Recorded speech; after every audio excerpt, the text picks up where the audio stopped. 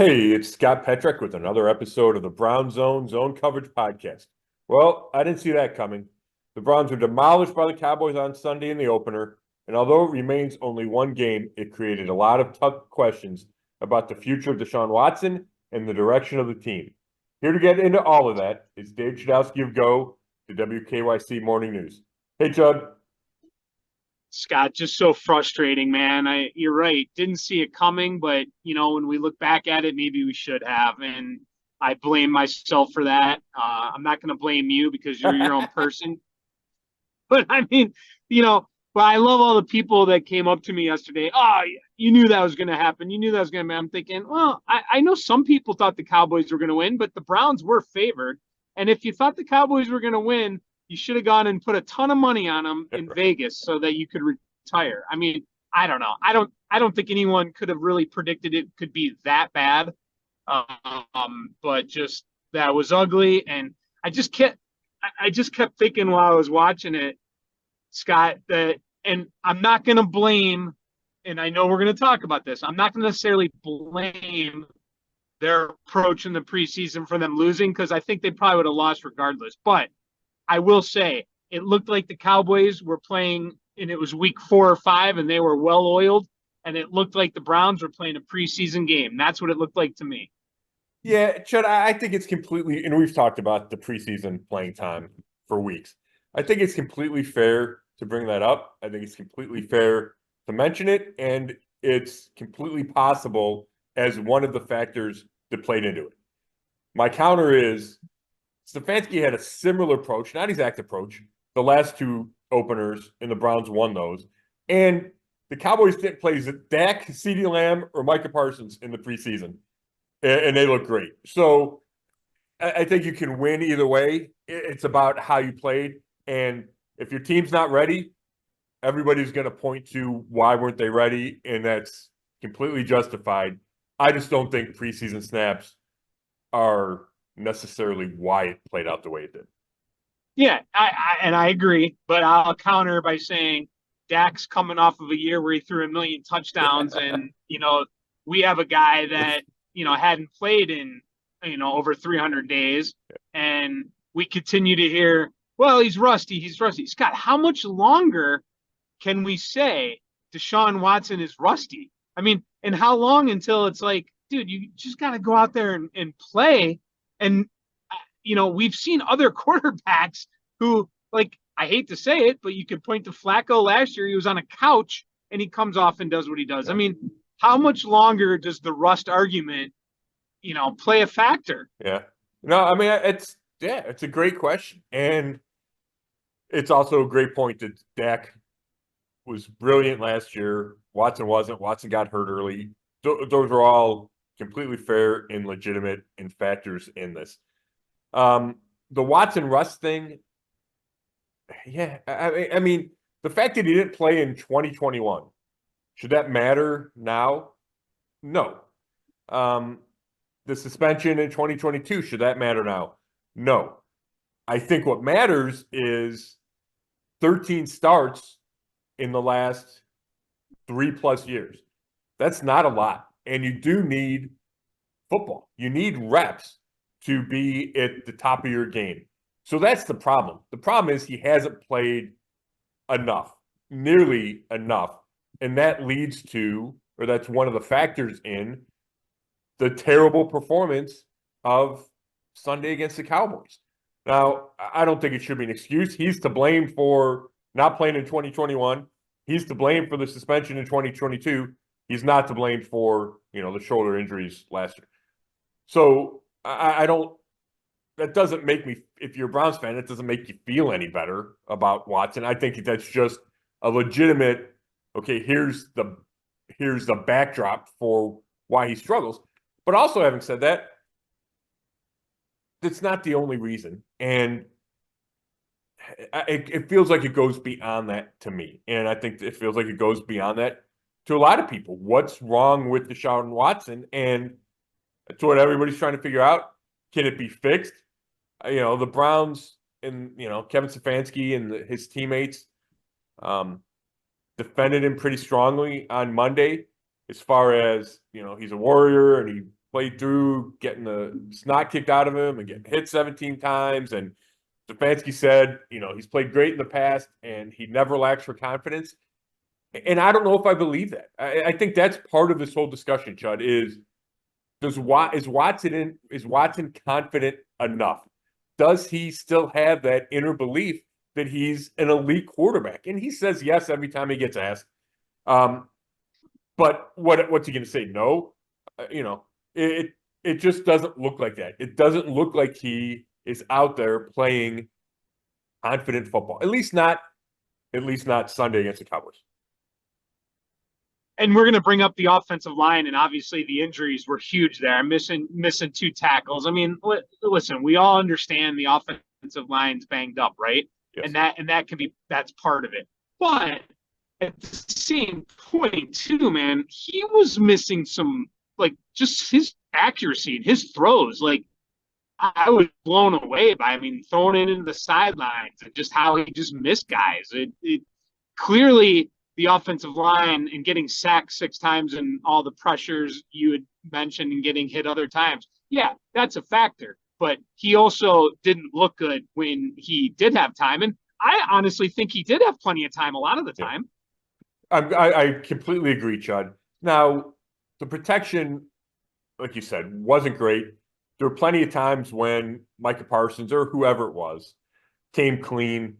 James Hudson III struggled at left tackle. DeJuan Jones struggled at right tackle. Parsons went through Pro Bowl guard Joe Bitonio on one. I don't know if it's a sack or at least it was a hit of Watson. So the protection wasn't great. Mike Zimmer, the Cowboys coordinator, had a bunch of different looks. He brought pressure. He brought zone blitzes. It was tough to protect. Having said that, there were plenty of times where Watson could have gotten rid of the ball and he held on to it. And that's why he took the hit. It wasn't all protection. I think the offensive line knows that. Wyatt Teller after the game talked about coverage sacks. And coverage sacks means it's not the line's fault. And he mentioned guys having to get open. And I think that might be part of it. I think a bigger part is Watson not seeing the guy that's getting open and not making the quick enough decision. And you mentioned the accuracy. So I went rewatch the game, and I made it through 3 quarters yesterday. And you see balls that are 7-10 yards out of bounds. And I don't think he's just trying to throw them away. Maybe some of them he's just trying to throw away. He didn't give his guys a chance enough. Then there's routine throws. Slant to Elijah Moore that throws low. Maybe Moore should have caught it. Went through his hands, but it was low. It didn't need to be low. That's a bad throw. He threw behind David Njoku on, I think it was a 3rd down, where they gave Njoku no chance to catch it and run. He caught it, had to stop, gets tackled, short of a 1st down. Those are bad throws. There was a play, and I think it was late in the 3rd quarter, maybe the first play of the 4th quarter. And he has time in the pocket. The pocket's clean, and he doesn't see anybody immediately, decides to take off. And if he waits a half second, Amari Cooper comes wide open over the middle. So there's way too many of those plays to just say it was the offensive line's fault. So I completely agree with you there, Chud. And those are all reasons to highly question and doubt whether Watson will ever get where the Browns need him to go. And how about him staying in the game? And it's because he said he wanted to stay in the game? Since when did he become head coach? It was not a good answer from Kevin Stefanski to that question, and I'm pretty sure I asked him that question. Yeah. And I contrast it with I'm watching the Monday night game, and I thought I saw the same conversation happen with the Jets. Is that somebody says to Aaron Rodgers at some point, you're done. And he's okay. And yet, when I was rewatching the Browns game, I thought I saw a conversation. It looked to me like Stefanski said to Watson, hey, let's call it a day. And I think that's where Watson said, no, I want to finish. And I'm not, trying to lip read. And that's just what it felt like that conversation was that they captured on the Fox cameras. My point is, he was getting the crap kicked out of him. I don't think it made sense to keep him in the game. Now, the two reasons to keep him in the game were we talk about the lack of reps. Well, here's some game reps for you. And he says, I want to finish. Now, to me, those weren't good enough reasons. You want to protect your quarterback. You want to protect your quarterback coming off a broken shoulder bone and, the rotator cuff he had earlier last season. I would have pulled him. And the other reason, somebody, I don't know who it was, mentioned this to me, is maybe you don't want to see Jameis Winston out there looking better than Watson. You can manage around that. Just have him hand off 100 times. All right? Have him hand off to end the game, and you avoid that if that's anywhere in the Browns' thinking. So I would not have let him finish the game. I would stun the Browns, let him finish the game. Well, here's a couple other things, and obviously we'll never know this, but as a human being, I'm just going to try to think this. Couple things. Maybe Stefanski in his head was like, man, I don't want Jameis to go in there and get hurt because I might need him down the line. We might need that guy down the line if Watson doesn't turn around. Number two, we are all human beings, and sometimes maybe you can let your heart or your mind go somewhere else, but maybe Stefanski was thinking, hey, maybe he can build on something if he could do something in the game. Plus, he was dealing with the emotional loss of a family member, right? So, I mean, maybe sometimes just the human element plays in. No, that's a great point, and I do think you're right about maybe if you can find something in the fourth quarter that gives you confidence, that clicks in, and they did score a touchdown. It was late, and I don't know if it means anything, but yeah, I think you are looking for that. So, I would think that that's a factor. And I know that, Stefanski said they discussed taking him out, but either Watson's argument to stay in was strong enough or all those other factors weighed into it.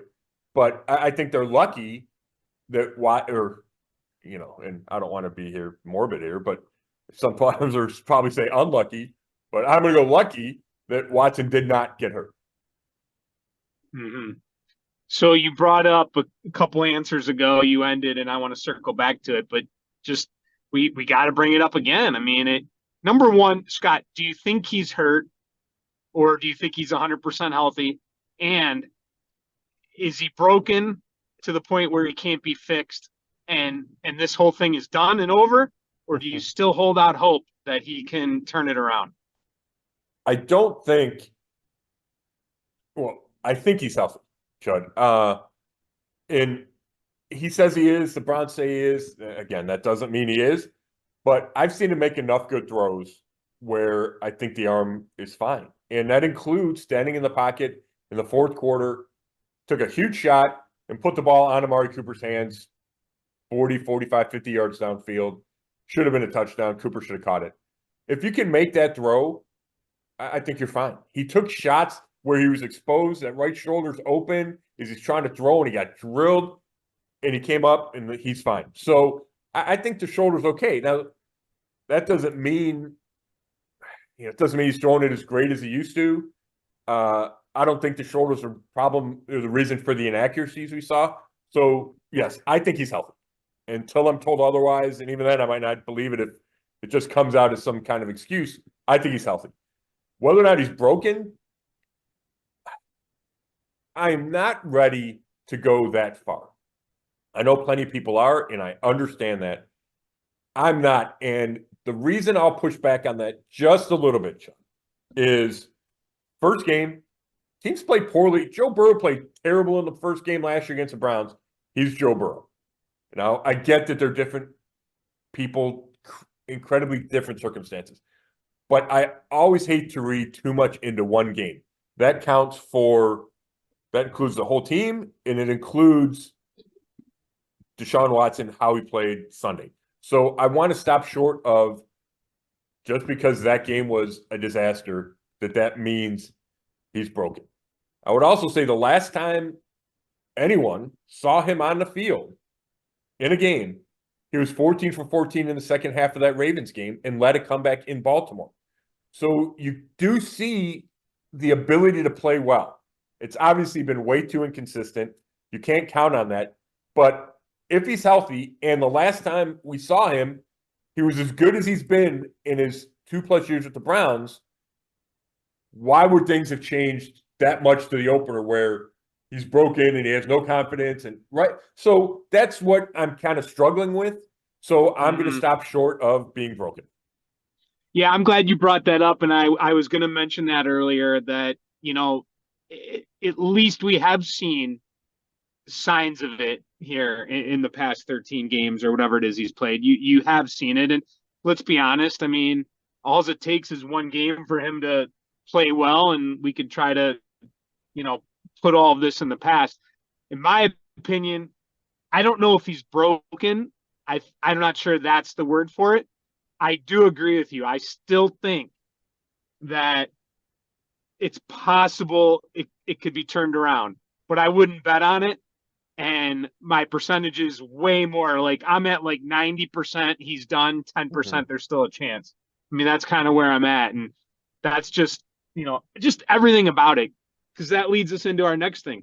Now we're dealing with, Scott, and I'm guessing the audience has heard this already, but now yet another lawsuit. So on the field, it's awful on Sunday. And then on Monday, we have this come out about another lawsuit. Yeah, let me make one more point because I thought you said something really important, Chud. Okay.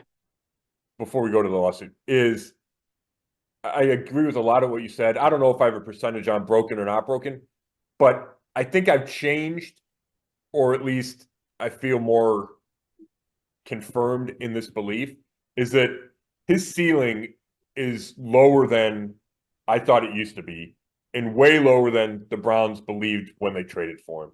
And they thought he could win a Super Bowl. I don't know if I think he can win a Super Bowl. And can he win 9 or 10 games and get help from everybody else on the team and have moments of brilliance and play average and, be a mid-level quarterback in this league? I think that's still attainable. Can he be a top 10 guy? I have a really hard time believing that, given everything I've seen since he's been here. And that in itself means the trade's a disaster, because the reason the Browns made the trade is because they thought he could be a Super Bowl winner. And maybe I'll be proven wrong, and maybe he gets hot in January and February, and it turns out how the Browns want it to turn out. But that's what I have a hard time picturing, is him getting close to that elite level that a quarterback needs to be to compete with the Mahomes and the Burrows and the Allens and all those other guys. So, if that makes sense. Yeah, no, it does. I think that's a very astute point. You're right. And I gotta feel like most Browns fans just wish the trade never happened now. Yeah. I gotta believe that. I mean, you hear it from a lot. And here's the other thing, Scott, that's so frustrating. And I hate to bring this up, and again, I'm not saying that we should have kept him, but boy, is it tough to see Baker Mayfield do what he's doing right now. Yeah, it is. And as much as I don't love that conversation, it's impossible to get away from it, because that's the guy they gave up on.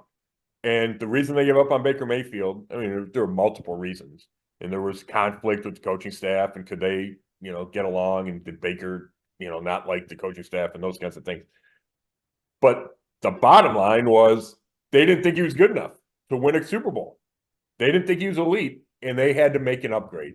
And they went and they got a guy, and they gave up the farm, and they ignored or rationalized or whatever all the off-field things with Deshaun Watson, because they thought he was head and shoulders above Baker Mayfield.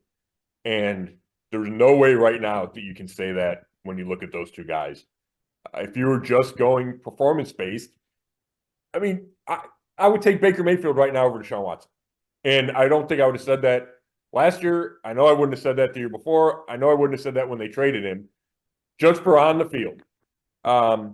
I would say that right now. Now, that still doesn't mean Baker's good enough to win a Super Bowl, because I struggle to get there.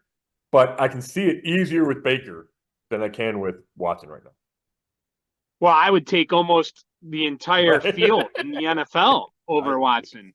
Right. I know you're right. And if you're the Browns and Andrew Berry and Jimmy D. Haslam and Kevin Stefanski and Paul DePodesta, you just have to be shaking your head or pulling, whatever it is, whatever. that when you reflect back on what happened, and then I guess grasping for straws that he's going to figure it out and you can help him figure it out and a miracle happens. Well, before we talk about the rest of the game and this coming week and injuries and such, do you want to just hit that lawsuit real quick? Yeah, I do. So it was filed yesterday. We're taping this Tuesday morning, so it's filed Monday in Harris County, in Texas, in Houston. It's where all the other lawsuits, the civil lawsuits, have been filed against Watson. Again, this is a civil lawsuit. It stands out for a couple of reasons. One, there had not been any kind of movement in the civil lawsuit scene with Watson for, by my count, more than a year. I think it's 23 out of 25 lawsuits had been filed. There were 2 that were still active, but there had been no real movement with those 2 open cases. And then this one happens. One of the differences, all the other ones were during massage therapy appointments. And this one wasn't, according to the lawsuit, and this is filed by, the plaintiff. She's going by Jane Doe. There's no response from Watson. I tried to get his attorney. I'm assuming Rusty Hardin is still his attorney. I got him by email, but he said he was in depositions all day and couldn't comment. So it's all from the filing from the alleged victim. And she says it was a date set up that was going to be at her apartment.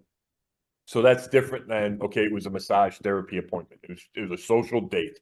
And then the accusations are, I would say, more serious than the other ones. It includes sexual assault and battery.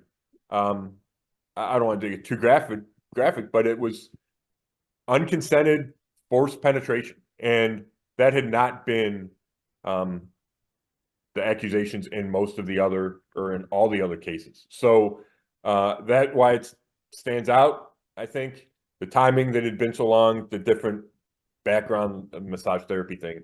So we'll see how this plays out. I don't expect any kind of resolution anytime soon. The Browns did not comment on it. We'll see if Watson says anything this week when he talked to him. The NFL said it did not want to comment. So will the NFL open a new investigation? Could that lead to a suspension? Could it lead to him being placed on the commissioner exempt list? Those are all possibilities. I don't think that's happening soon. Now, who knows? Maybe the NFL thinks these accusations are so alarming and serious that they take quick action or they start an investigation quick.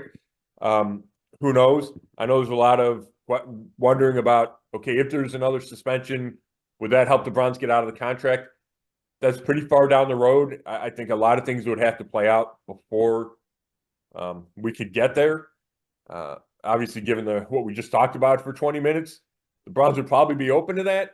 But we'll have to see. Like I said, I don't want to get too far ahead, but it's a serious charge, civil lawsuit, and we're going to have to see how it plays out. All right, well, there you go. I mean, the timing is certainly interesting, but we always knew that this could possibly come back into play. And to be honest, it's never going to leave Watson as far as, it's always going to be a part of his life. It's just a matter of how we go moving forward. So we'll certainly see what happens. We haven't heard the end of it, but let's move on now. And I'd like to actually hear the end of what happened on Sunday, but I guess our job is to keep talking about it.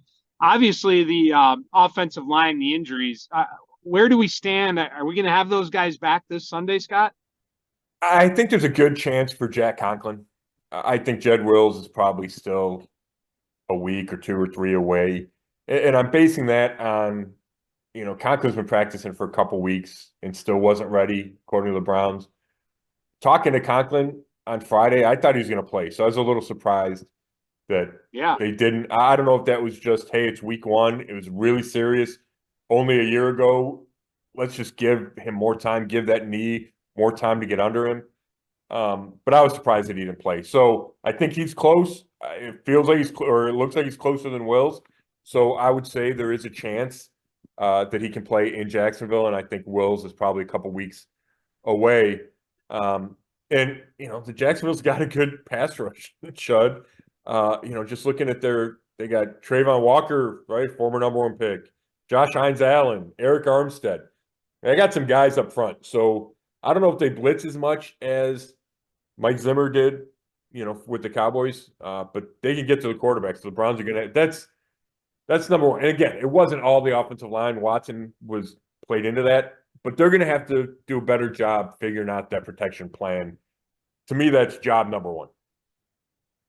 What was interesting about this game is the time of possession was almost equal. A lot of times in games like that, you see a big difference there. Penalties was the same, I believe. But that's a lot of penalties for the Browns. You can't have that. And then the turnovers. They're just that's a killer in the NFL. So right there, you look at penalties and turnovers, and it's just sloppy all around. Yeah. And you had the punt return for a touchdown. Yeah. The special teams are supposed to be a strength. I really like and respect Bubba Ventrone. But they gave up a punt return for a touchdown, and I didn't think the special teams looked great overall. There were a lot of lanes on that punt return. It wasn't a great punt. I thought Bojorquez was inconsistent again, had some good kicks and had some bad punts, some low liners, including on the punt return for a touchdown. Chud, it felt to me a lot like the playoff loss in Houston. And where the defense struggled early, then settles down and figures it out. But by then, the game's out of hand. And the offense had no chance to catch up. Flacco winds up throwing those pick sixes in Houston. I felt like Watson didn't throw a pick six, but he throws those 2 interceptions that kept the snowball rolling. You get the punt return for a touchdown. So they keep scoring, even though the defense has started to play well and shut them down. Plus, the other team doesn't need to score anymore because they're up by so many and the offense is struggling so much. The Browns offense is struggling so much. So that's how it felt to me overall. And I do think it's important that when it goes wrong, it can go wrong in a hurry.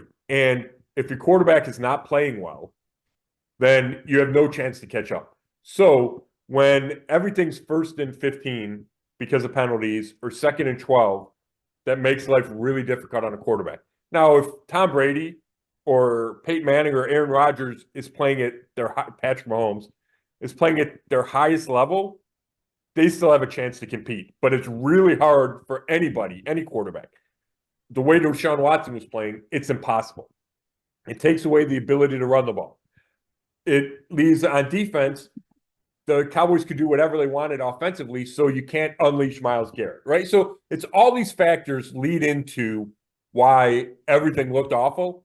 And it doesn't mean everything didn't look awful. I just think it can also be this perfect storm that kind of affects how we look at maybe everything. And maybe that's rightfully so, but I do think that's worth mentioning because if it's, let's say just Denzel Ward intercepts that ball down the seam before Brandon Cooks gets the touchdown, then, it's still 3-3 or whatever the score is. And then you can run it a little bit more. Then, you don't have to put Watson in all these bad spots. He doesn't have to get hit as much because you're not playing catch up, right? Now, if you get rid of some of the penalties, then you can call the game differently. And I know it's all what ifs and it doesn't change anything. I'm just saying those, to me, are factors in why it looked as awful as it did. All right, let's turn to the defense now. And, typically we agree on most things. And we both agree the defense is, a strength of this team, very good. You go a little bit higher. You believe they can be elite. And I've questioned them much more than you have. So this is something that, we've debated on a little bit. Are they elite? Are they not elite? Did you think that was an elite defense there in week 1? How do you feel about it? No, it was not an elite defense. I think we saw the ingredients of an elite defense. You saw Myles Garrett strip sack, Dalvin Tomlinson with the sack, Zadarius Smith with the sack. Garrett would have had a second one, but he lined up with his head in the neutral zone, so that was taken away. Obviously, that's all on him. Thought Denzel Ward played pretty well. CeeDee Lamb caught the one ball on him. It was a perfect throw, perfect catch. But you can't have a miscommunication that leads to a 21-yard Brandon Cooks touchdown. And I'm watching from the press box, and I see Greg Newsome doing a signal that says we're changing something. and he's adamant about it. Well, when I went back and watched it on video, Juan Thornhill is looking at the other side of the field and doesn't see that. And then Thornhill gets up the touchdown. Now, and Rodney McLeod, the other safety, blamed it, or another safety, blamed it on just miscommunication. I don't know if Thornhill still should have covered Cooks because they were one-on-one and the blitz didn't get home and it wound up being a good play by Dak.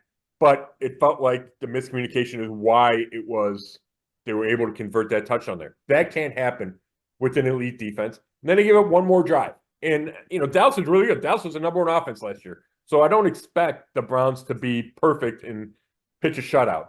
But I expect the major mistakes, like the miscommunication, not to be there. And that's why I would say it was not an elite performance. And they did not get any turnovers, no takeaways. And they allowed Dallas to take a big lead with 2 first-half touchdowns. And you could not win that game that way. So as well as the defense played in the second half and as good as those numbers look, and there were a lot of bright spots, it was not nearly good enough. Yeah. Do you think part of this was the Cowboys' offensive game plan? Do you think that the Browns were outcoached? I'm not going to say that. I think Mike Zimmer got the best of play caller Kevin Stefanski on Cowboys defense versus Browns offense. And most of that's from the protection standpoint. But when you flip it, Cowboys offense, Browns defense, I don't think it was an out-coaching thing. I think Mike McCarthy did a good job. He's a good play caller. They averaged 29.9 points a game last year. So I thought, especially the second touchdown drive in the first half, that felt like a backbreaker just with how poorly the Browns offense was playing. And he called a bunch of good plays that time. He had the jet sweep to CeeDee Lamb that worked. He had a couple other plays where he got guys wide open. Dak rolled left and found a guy wide open. I thought that was really good play calling, and he won that drive. I thought other than that, I thought it was pretty much a stalemate between him and Schwartz. All right, Scott, we talked about the offensive line injuries. Njoku, that's definitely not good. How concerning is this? Yeah, that's big, Chud. And every team deals with injuries, and I get it, and it's not, an excuse, and they're going to have to figure out a way to overcome it. But if you're giving me a list of guys that the Browns couldn't afford, didn't want to lose, he's high on that list. He's their number 2 target on offense with the new, system where they throw a bunch of underneath stuff. He's going to be targeted, or the plan is for him to be targeted a ton. And if he has a high ankle sprain or any kind of ankle sprain that's going to cause him to miss multiple weeks, which is what it looks like, I don't know how they fill that void. And for an offense in a pass game that struggled as much as it did, Kevin Stefanski and Ken Dorsey are going to have to be really creative, and other people, it's so cliche, are going to have to step up, Judd, because that's a huge void left by David Njoku. They don't have, Jordan Akins will move into that starting role, and he's fine, but he's a journeyman tight end. And then they don't have anybody else on the active roster. So they have 2 guys on the practice squad that are young, that have never caught a pass in the league. There's a report while we're taping this that they worked out, or either did work out or going to work out. Jeff Swaim, 30-year-old tight end, been in the league a long time. I'm looking up his numbers right now. More of a blocking guy. His high receptions was 31 in 2021 with the Titans. So they just need depth at that spot now. And I know they don't run nearly as many 2 tight end sets as they used to. In fact, they were almost all 3 wides against Dallas. But you still need multiple tight ends in case Jordan Akins needs a break, in case he gets hurt. So the loss of Njoku for any amount of time is a big deal. What's with the Kadarius Toney signing? Yeah, he's on the practice squad. So, he's not on the active roster now. He could be at some point. They could always elevate him for the game. I think it's one of those, he's a former first round draft pick. Let's see if we can find a hidden gem. And the fact that Kansas City gave up on him and cut him after a year plus there is not a good sign to me. Kansas City needs receivers. They don't give up on talent. But, I guess it can't hurt to take a swing and miss on a guy. Maybe he's got some value as a returner, although he hasn't returned a lot and his numbers aren't great. So I think it's, hey, let's bring this guy in, see if he dazzles us in practice, and hope it works out. But I wouldn't get my hopes up, even though he is a former first-round pick. So that always gets my attention. All right, Scott, I don't think we need to really go on any long tirade, either one of us, about this. Just kind of a simple answer, yes or no. Can they turn this around, or are you concerned this is the way it's going to be all year? I think they can turn it around. I'm not convinced they do it week 2. I think there were going to be growing pains. Having said that, they better start winning some games because the easiest part of the schedule, like we've talked about, is early. But yes, I think they can turn it around. I've seen them do it under Kevin Stefanski, but it won't be easy. Yeah. All right. Anything else before we get to prediction time? No, I think we hit it. I think we covered it. All right. But and let's start out by saying we can change these picks, because I think it's tough to make a prediction on Tuesday for a game on Sunday when you have the whole week ahead, right? So at any point we can get on social media and make the change here. But we're both 0-1 to start out, and now they head to Jacksonville for their first road game. I believe the Jags are favored by 3.5 last time I looked. So here we go. Who's up first, you or me? Go ahead. You take this one. All right, I'll go first. And I cannot believe I'm going to do this. Yeah. Because I'm so frustrated. There's nothing worse than when you pick the Browns to lose and then they win, and then you just feel like an idiot, right? But on the reverse angle, I went out on a big limb for them, I felt, last week, and just felt like I got caught up in the hype, Scott. And, that's just so annoying when that happens.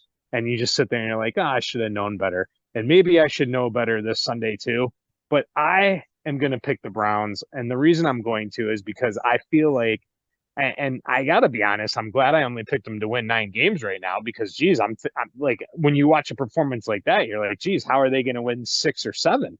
But, right. We all know that can change. And later on, we might be like, oh, man, they're going to win 11 or 12. Now, I don't necessarily think that's going to happen. But, I guess what I'm saying is, as you just said, things can change in the NFL quickly.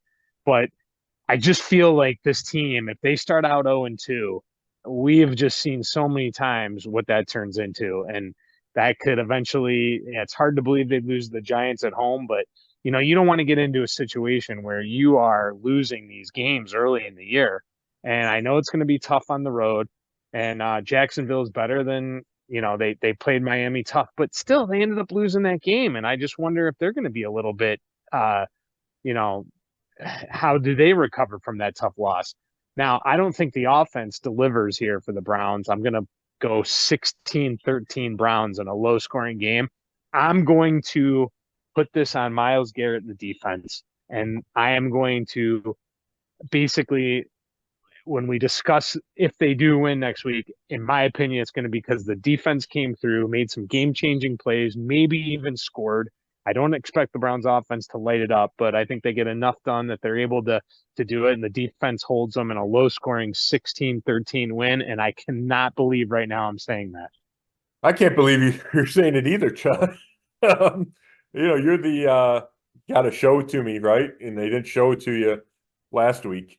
But I think I can totally see it going the way you laid out. I really could. I think the Browns are going to play much better. I think the defense is going to play much better. However, I'm not ready to pick them to win.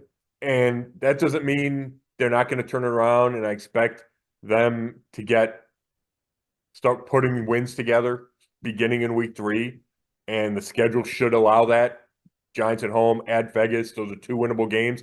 If you're back to 2-2 heading into October and Watson shows any sign of improvement, then I think people can at least exhale, and then you're into the season. Having said that, I think it's going to be tough in Jacksonville, and the decider for me, Chud, is I did a radio appearance or a hit with the Jacksonville radio station yesterday, and the guy told me that he told me to look at the Jaguars schedule, And after the Browns, they go at Buffalo, at Houston. And I think if you're the Jaguars, you say, if we lose at home to the Browns, we're going to be 0-4, and the season's going to be almost over. So I think that on the desperation meter, I think the Jaguars have the edge because they're home and they're weeks 3 and 4. So with that in mind, with Watson playing as poorly as he did, I'm going to go Jaguars 20, Browns 16. All right.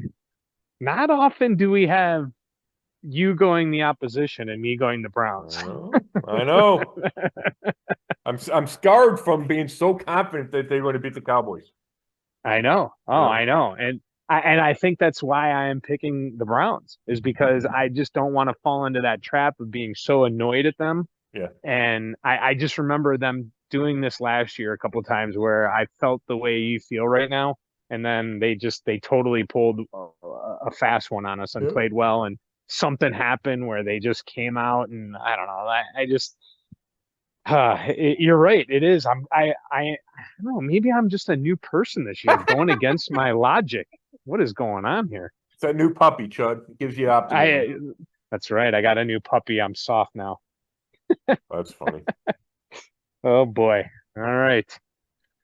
All right. Well, that's it. I think. As you say that, I gotta go. Rescue my wife from puppy duty with the kids in school now. It's all on us. It's like having a kid again. Right? I never had a dog, and we got one last June, and it really does. I mean, it's great, but it does change things. You gotta remember to go home and everything. So yeah, that's right. Can't just stay out all night. All right. Thanks, Chud. As always, I appreciate it. We will do this again next week and talk about my trip to Jacksonville to see if the Browns can rebound. So thank you, Chud. Thanks, everybody, for listening. This has been another episode of the Zone Coverage Podcast, and you can read all my work at brownzone.com. Thanks.